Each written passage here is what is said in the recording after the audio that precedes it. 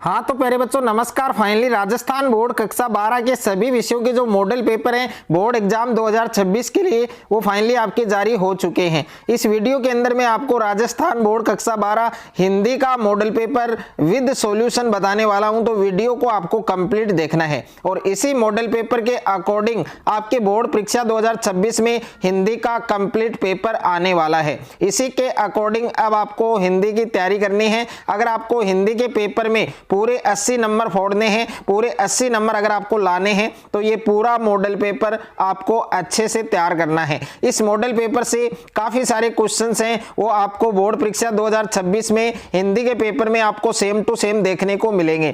तो कंप्लीट हिंदी का ये मॉडल पेपर आपको हल सहित मिलने वाला है। तो वीडियो को आपको कहीं पर भी स्किप नहीं करना है, वीडियो को आपको कंप्लीट देखना है। तो देख सकते हैं कि उच्च माध्यमिक परीक्षा 2025-26 का ये नमूना प्रश्न पत्र है, ये मॉडल पेपर है, आपके हिंदी अनिवार्य का मॉडल पेपर है और कंप्लीट मॉडल पेपर आपको हल सहित मिलने वाला है। और समय है जो टाइमिंग है वो पेपर में आपको 3 घंटे 15 मिनट मिलेंगे और पूर्णांक आपके हिंदी का जो पेपर आएगा बोर्ड परीक्षा 2026 में वो आपके 80 नंबर का आने वाला है। अगर आप भी हिंदी के पेपर में आपको भी पूरे 80 नंबर फोड़ने हैं, पूरे 80 नंबर आपको अचीव करने हैं, तो हिंदी का ये कंप्लीट मॉडल पेपर आपको अच्छे से तैयार करना है। परीक्षार्थियों के लिए जो सामान्य निर्देश हैं वो आपको दिए गए हैं कि परीक्षार्थी सर्वप्रथम अपने प्रश्न पत्र पर नामांक है, रोल नंबर है वो अनिवार्यतः लिखें। सभी प्रश्न हल करने अनिवार्य हैं। प्रत्येक प्रश्न का उत्तर दी गई उत्तर पुस्तिका में लिखें और जिन प्रश्नों में आंतरिक खंड है उन सभी के उत्तर आपको एक साथ में लिखने हैं। और प्रश्न का उत्तर लिखने से पूर्व प्रश्न का क्रमांक अवश्य लिखें। तो ये जितने भी आपको निर्देश दिए गए हैं इन सभी निर्देशों को आपको फॉलो करना है। तो सबसे पहले आप देख सकते हैं पेपर में आपको खंड ए दिया गया है, सेक्शन ए आपको दिया गया है और सेक्शन ए के अंदर आपको क्वेश्चन नंबर फर्स्ट दिया गया है कि निम्नलिखित बहुविकल्पीय प्रश्नों के उत्तर अपनी उत्तर पुस्तिका में लिखिए। यानी पहला जो प्रश्न है सेक्शन ए के अंदर खंड ए के अंदर, तो उसमें आपके मल्टीपल चॉइस क्वेश्चन है, बहुविकल्पीय प्रश्न है और ये बहुविकल्पीय प्रश्नों की जो संख्या है वो आपके 12 है। प्रत्येक प्रश्न आपके एक एक नंबर का होगा। तो यहाँ पर पहला प्रश्न आप देख सकते हैं कि जब घटना के दृश्य मिल जाते हैं, जब घटना के दृश्य मिल जाते हैं तब उन दृश्यों के आधार पर लिखी खबर एंकर पढ़ता है उसे क्या कहते हैं। तो ए ऑप्शन में आपको दे रखा है लाइव, बी ऑप्शन में दे रखा है एंकर बाइट, सी ऑप्शन में दे रखा है एंकर विजुअल और डी ऑप्शन में दे रखा है एंकर पैकेज। तो इसमें 4 ऑप्शन आपको दिए गए हैं, कौन सा ऑप्शन आपका करेक्ट होगा। तो यहाँ पर जो सी ऑप्शन में दे रखा है आपके एंकर विजुअल, तो एंकर विजुअल आपका करेक्ट उत्तर होगा इसमें। तो पहला जो क्वेश्चन है इसमें सी ऑप्शन आपका क्या होगा करेक्ट। उसके बाद में दूसरा प्रश्न आप देख सकते हैं कि भारत में पहला छापाखाना गोवा में खुला। तो भारत में पहला छापाखाना है वो गोवा में कब खुला। तो ए ऑप्शन में दे रखा है 1555 ईस्वी में और बी ऑप्शन में दे रखा है 1556 ईस्वी में और सी ऑप्शन में दे रखा है 1557 ईस्वी में और डी ऑप्शन में दे रखा है 1558 ईस्वी में। तो इस क्वेश्चन का सही उत्तर होगा आपके ऑप्शन नंबर बी। यानी भारत में पहला छापाखाना है वो गोवा में कब खुला था, 1556 ईस्वी में खुला था। तो इस क्वेश्चन का सही उत्तर क्या होगा, ऑप्शन नंबर बी होगा। उसके बाद में तीसरा क्वेश्चन दे रखा है आपके कि निम्न में से राजस्थानी की बोली नहीं है। तो निम्न में से राजस्थानी की बोली नहीं है। ए ऑप्शन में दे रखा है मेवाड़ी, बी ऑप्शन में दे रखा है मारवाड़ी, सी ऑप्शन में है मेवाती और डी ऑप्शन में है मगही। तो इसमें 4 ऑप्शन आपको दिए गए हैं, इसमें कौन सा ऑप्शन करेक्ट होगा, सही होगा। तो डी ऑप्शन दे रखा है आपके मगही, ये आपके राजस्थानी की बोली नहीं है। यहाँ पर मेवाड़ी है, मारवाड़ी है, मेवाती है, ये तीनों राजस्थानी की बोली है, लेकिन मगही है वो राजस्थानी की बोली नहीं है। तो इसमें डी ऑप्शन आपका क्या होगा करेक्ट होगा, सही होगा। 4 नंबर क्वेश्चन दे रखा है आपको कि हिंदी व्याकरण को मोटे तौर पर कितने वर्गों में विभाजित किया गया है। तो ए ऑप्शन में दे रखा है 3, ब ऑप्शन में दे रखा है 4, स ऑप्शन में दे रखा है 5 और द ऑप्शन में दे रखा है 1। तो हिंदी व्याकरण को मोटे तौर पर कितने भागों में बांटा गया है, कितने वर्गों में विभाजित किया गया है? 3 वर्गों में विभाजित किया गया है। तो इसका सही उत्तर क्या होगा? ए ऑप्शन आपका करेक्ट होगा। और उसके बाद में नेक्स्ट है आपके 5वां प्रश्न दे रखा है आपको कि महादेवी वर्मा को निमन संग्रह के लिए ज्ञानपीठ पुरस्कार से सम्मानित किया गया। तो ए ऑप्शन में दे रखा है दीप शिखा, ब ऑप्शन में दे रखा है आपके संकल्पिता और स ऑप्शन में दे रखा है स्मृति की रेखाएं और द ऑप्शन में है यामा। तो इसका सही उत्तर क्या होगा? आपके यामा यानी द वाला जो ऑप्शन है वो आपका करेक्ट आंसर होगा। तो द ऑप्शन बिल्कुल करेक्ट आंसर है आपका। उसके बाद में प्रश्न संख्या 6 आपको दे रखा है कि उपभोक्तावाद और बाजारवाद पर गहरी वैचारिक चर्चा है वो किस अध्याय में की गई है? तो उपभोक्तावाद और बाजारवाद पर गहरी वैचारिक चर्चा है वो कौन से अध्याय में की गई है? तो ए ऑप्शन में है भक्तिन, ब ऑप्शन में है बाजार दर्शन, स ऑप्शन में है काले मेघा पानी दे और द ऑप्शन में है शिरीष के फूल। तो इसमें 4 ऑप्शन आपको दिए गए हैं। कौन सा ऑप्शन करेक्ट होगा? आपके ब ऑप्शन करेक्ट होगा, बाजार दर्शन। उसके बाद में अगला प्रश्न दे रखा है आपको, क्वेश्चन नंबर 7 है आपके कि शिरीष के फूल निबंध में देह बल के ऊपर आत्म बल का महत्व सिद्ध करने वाली किस इतिहास विभूति का उल्लेख हुआ? तो ए ऑप्शन में है सुभाष जी, ब ऑप्शन में है नेहरू जी, स ऑप्शन में है गांधी जी और द ऑप्शन में है तिलक जी। तो इसमें 4 ऑप्शन आपको दिए गए हैं। तो शिरीष के फूल निबंध में देह बल के ऊपर आत्म बल का महत्व सिद्ध करने वाली किस इतिहास विभूति का उल्लेख हुआ है? तो उस इतिहास विभूति का नाम है आपके गांधी जी, यानी स ऑप्शन आपका क्या होगा? करेक्ट होगा, सही होगा। उसके बाद में नेक्स्ट है आपके 8वां प्रश्न आपको दे रखा है कि रामदास नामक कविता आधुनिक हिंदी कविता की महत्वपूर्ण रचना मानी जाती है, जिसके रचनाकार कौन है? तो ए ऑप्शन में है रघुवीर साय, ब ऑप्शन में है आलोक धनवा, स ऑप्शन में है हरिवंश राय बच्चन और द ऑप्शन में है उमा शंकर जोशी। तो देखिए प्रश्न संख्या 8 के अंदर ए ऑप्शन आपका करेक्ट होगा, रघुवीर साय। तो ए वाला ऑप्शन आपका करेक्ट आंसर होगा। उसके बाद में नेक्स्ट है आपके प्रश्न संख्या 9 आपको दे रखा है यहाँ पर कि उषा कविता में प्रातः नभ को किसके समान नीला बताया है? तो ए ऑप्शन में है समुद्र, ब ऑप्शन में है जलकुंभी, स ऑप्शन में है मयूर और द ऑप्शन में है शंख। तो यहाँ पर उषा कविता के अंदर प्रातः नभ है उसको किसके समान बताया गया है? शंख के समान बताया गया है। तो इसका सही उत्तर क्या होगा? द ऑप्शन आपका करेक्ट होगा। उसके बाद में प्रश्न संख्या 10 आपको दे रखा है कि खेत में पैदा होने वाला अन्न यानी अनाज कुछ समय बाद समाप्त हो जाता है, किंतु साहित्य का रस है वो कालजयी व अनंत है। यह भावना किस कविता में फलीभूत होती है? तो ए ऑप्शन में है बगुलों के पंख, ब ऑप्शन में है छोटा मेरा खेत, स ऑप्शन में है पतंग और द ऑप्शन में है रुबाइयां। तो प्रश्न संख्या 10 के अंदर आपका सही उत्तर क्या होगा? ब ऑप्शन होगा, यानी छोटा मेरा खेत। ये आपको ध्यान देना है, ब वाला जो विकल्प है, ब वाला जो ऑप्शन है वो आपका करेक्ट होगा। 11वां क्वेश्चन दे रखा है अतीत में दबे पांव किस विद्या की रचना है? तो अतीत में दबे पांव है वो किस विद्या की रचना है? ए ऑप्शन में कहानी, ब ऑप्शन में एक निबंध है, स ऑप्शन में यात्रावृत्त है और द ऑप्शन में साक्षात्कार। तो इस प्रश्न का सही उत्तर क्या होगा? स ऑप्शन करेक्ट होगा, यानी यात्रावृत्त। उसके बाद में अगला प्रश्न है आपके प्रश्न संख्या 12 दे रखा है कि आधुनिकता की ओर बढ़ता हमारा समाज एक और नई उपलब्धियों को समेटे हुए है, तो दूसरी ओर मनुष्य को मनुष्य बनाए रखने वाले जीवन मूल्य घिसते चले जा रहे हैं। पंक्ति किस रचना का अंश है? तो ए ऑप्शन में है जुज, ब ऑप्शन में है अतीत में दबे पांव और स ऑप्शन है सिल्वर वेडिंग और द ऑप्शन है इनमें से कोई नहीं। तो इस प्रश्न का सही उत्तर क्या होगा? ऑप्शन नंबर स होगा, सिल्वर वेडिंग। उसके बाद में देखिए दूसरा प्रश्न है आपके रिक्त स्थानों की पूर्ति कीजिए। तो देखिए टोटल 12 क्वेश्चन है वो आपके बहुविकल्पीय प्रश्न होंगे। उसके बाद में दूसरा प्रश्न आएगा आपके रिक्त स्थान वाला। तो इसमें पहला प्रश्न दे रखा है आपके कि जब किसी शब्द के मुख्यार्थ में बाधा हो या अभीष्ट अर्थ का बोध न हो तथा लक्षण के आधार पर अर्थ प्रकट होता है तो वहां शब्द शक्ति होती है। तो वहां पर कौन सी शब्द शक्ति होती है? तो इस रिक्त स्थान में आपको क्या लिखना है? लक्षणा, यानी पहला जो रिक्त स्थान है उसमें क्या आएगा, आपके लक्षणा आएगा। तो ये लक्षणा नाम आपको पहले रिक्त स्थान में फिल करना है। उसके बाद में दूसरा है कि संध्या हो गई वाक्य में शब्द शक्ति है। तो संध्या हो गई वाक्य में कौन सी शब्द शक्ति है, आपके व्यंजना। तो इसमें आपको क्या लिखना है, व्यंजना लिखना है। इसमें प्यारे बच्चों आपको क्या लिखना है, व्यंजना, यानी दूसरा जो रिक्त स्थान है उसमें आपको व्यंजना लिखना है। उसके बाद में तीसरा है आपके कि चारु चंद्र की चंचल किरणें खेल रही थी जल थल में, पंक्ति में कौन सा अलंकार है। तो कौन सा अलंकार होगा, तो इसमें होगा आपके अनुप्रास अलंकार। इसमें प्यारे बच्चों कौन सा अलंकार होगा, आपके अनुप्रास। तो यहाँ पर 3 नंबर जो रिक्त स्थान है उसमें आपको अनुप्रास लिखना है। उसके बाद में देखिए 4 नंबर है आपके यमक अलंकार में शब्दों की होती है। तो यमक अलंकार में शब्दों की क्या होती है, तो इसमें आपको लिखना है 2 या अधिक बार आवर्ती।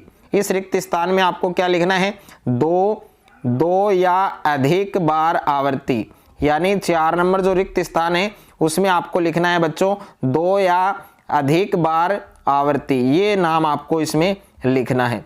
उसके बाद में देखिए यहाँ पर देखिए ये भी आप लिख सकते हैं शॉर्ट में, यमक अलंकार में शब्दों की आवर्ती होती है।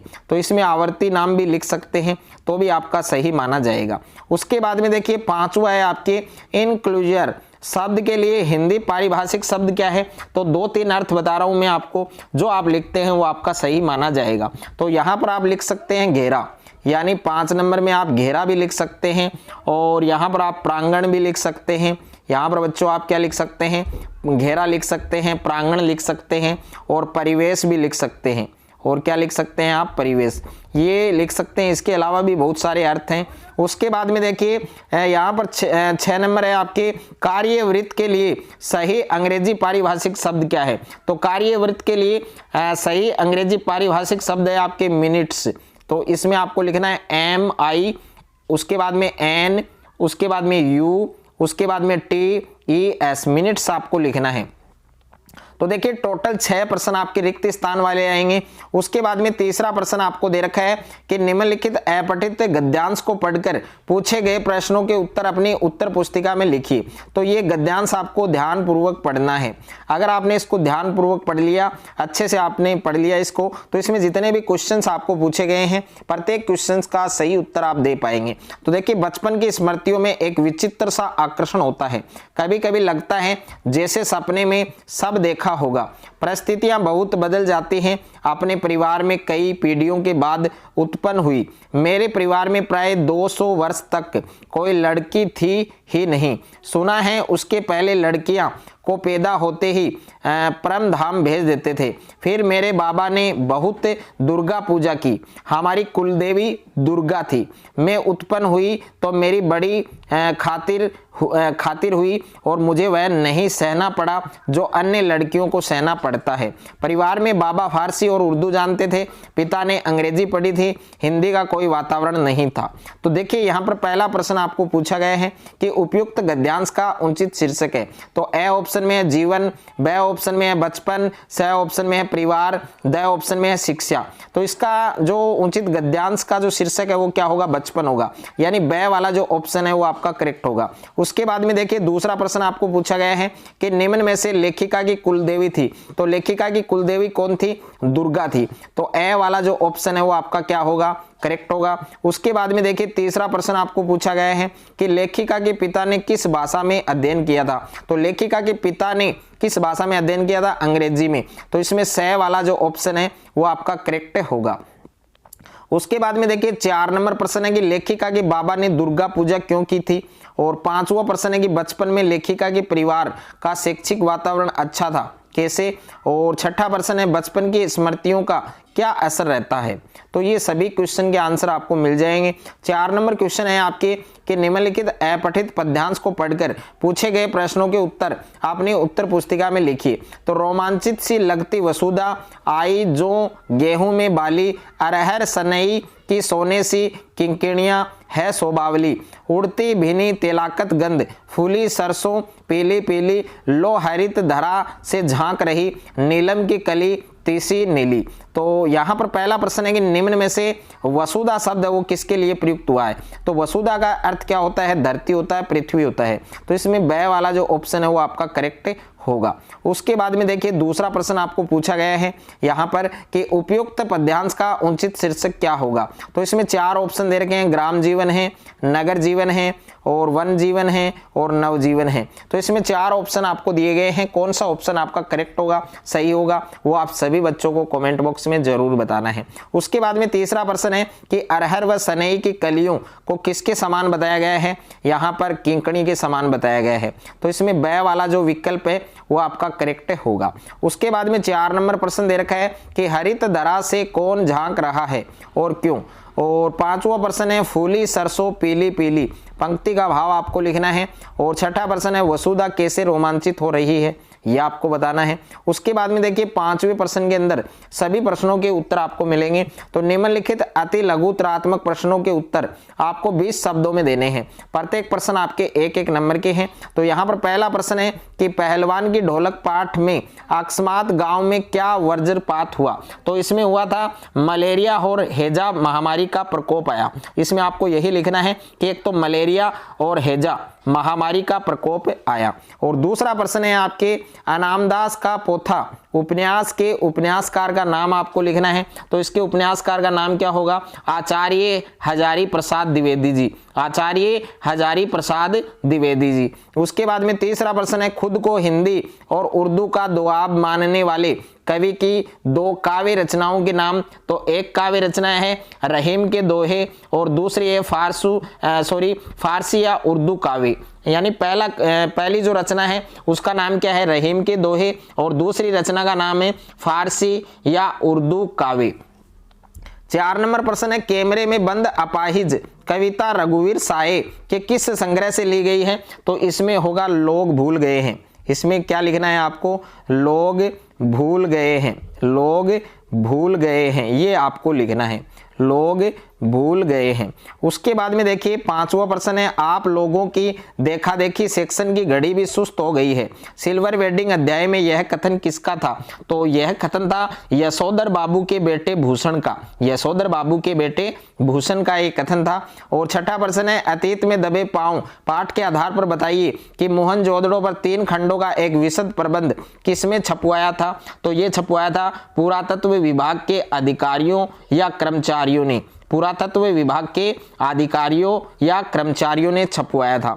उसके बाद में देखिए खंड ब दे रखा है आपके, सेक्शन बी दे रखा है और इसमें सभी प्रश्न आपके 2-2 नंबर के हैं। निम्नलिखित लघुतरात्मक प्रश्नों के उत्तर आपको 40 शब्दों में देने हैं। तो यहाँ पर देखिए 6ठा प्रश्न आपको दे रखा है कि मुद्रित माध्यमों में लेखन के लिए किन किन बातों को ध्यान में रखना चाहिए। और 7वां प्रश्न है कि विशेष लेखन की भाषा और शैली की 4 विशेषताएं लिखिए। 8वां प्रश्न है कि रेडियो नाटक के लिए कहानी का चुनाव करते समय कौन कौन सी सावधानियां रखनी होती हैं। और 9वां प्रश्न है लेखक ने शिरीष को कालजयी अवधूत क्यों कहा है, क्या आप लेखक के मत से सहमत हैं। और 10वां प्रश्न है पतंग कविता में प्रयुक्त 2 बिंबों को उदाहरण सहित स्पष्ट कीजिए। उसके बाद में 11वां प्रश्न दे रखा है आपको कि यशोधर बाबू की कहानी को दिशा देने में किसंदा की महत्वपूर्ण भूमिका रही है, आपके जीवन को दिशा देने में किसका महत्वपूर्ण योगदान रहा और कैसे, यह आपको लिखना है। और प्रश्न संख्या 12 आपको दे रखा है कि जुज आत्म कथनात्मक उपन्यास के नायक को पुनः पाठशाला जाने में किन लोगों ने प्रयास किया और कैसे किया, यह आपको बताना है। उसके बाद में देखिए खंड 6 है आपके, सेक्शन सी है और इसमें सभी प्रश्न आपके 3-3 नंबर के हैं। निम्नलिखित दीर्घ उत्तरात्मक प्रश्नों के उत्तर 60 से 80 शब्दों में दीजिए। तो प्रश्न संख्या 13 है भक्ति अच्छी है यह कहना कठिन होगा क्योंकि उसमें दुर्गुणों का अभाव नहीं। पंक्ति पर अपने विचार तर्क सहित प्रस्तुत कीजिए। और इसके अथवा में प्रश्न दिया गया है बच्चों आपको, परचेजिंग पावर क्या है, यह बाजार को किस प्रकार सार्थकता दे सकती है, अपने विचार लिखिए। उसके बाद में देखिए प्रश्न संख्या 14 आपको दे रखा है, दिन जल्दी जल्दी ढलता है, कविता की मूल संवेदना समझाइए। और अथवा में प्रश्न है, रुबाइया कविता का मूल भाव स्पष्ट कीजिए। उसके बाद में प्रश्न संख्या 15 आपको दे रखा है कि जुज शीर्षक के औचित्य पर विचार करते हुए कथानायक की चारित्रिक विशेषताओं का विश्लेषण कीजिए। और इसके अथवा में प्रश्न है, सिंधु सभ्यता की खूबी उसका सौंदर्य बोध है जो राज पोषित न होकर समाज पोषित था। इसके आधार पर सिंधु सभ्यता की विशेषताओं का विश्लेषण कीजिए। और उसके बाद में प्रश्न संख्या 16 है कि तुलसीदास का कवि परिचय लिखिए। और इसके अथवा में है कि फणीश्वर नाथ रेणु का लेखक परिचय लिखिए। उसके बाद में खंड द है आपके, सेक्शन डी है। और सेक्शन डी के अंदर 4 नंबर के प्रश्न है। तो 17वां प्रश्न है, निम्नलिखित पद्यांश की सहप्रसंग व्याख्या कीजिए। कविता एक खिलना है फूलों के बहाने, कविता का खिलना भला फूल क्या जाने, बाहर भीतर इस घर उस घर, बिना महकने के माने फूल क्या जाने। तो ये पूरा पद्यांश पहले आपको अच्छे से पढ़ना है, उसके बाद में इसकी सहप्रसंग व्याख्या है वो आपको करनी है। और इसके अथवा में भी दे रखा है, अगर आप इस पद्यांश की सहप्रसंग व्याख्या करना चाहते हैं तो इसकी कर सकते हैं, लेकिन दोनों में से एक पद्यांश की जो व्याख्या है वो आपको करनी है। प्रश्न संख्या 18 है आपकी, निम्नलिखित गद्यांश की सहप्रसंग व्याख्या कीजिए। तो ये गद्यांश आपको दे रखा है 4 पंक्तियों में, इसकी आपको सहप्रसंग व्याख्या करनी है। और इसके अथवा में भी दे रखा है एक गद्यांश, तो दोनों में से एक गद्यांश की सहप्रसंग व्याख्या आपको करनी है।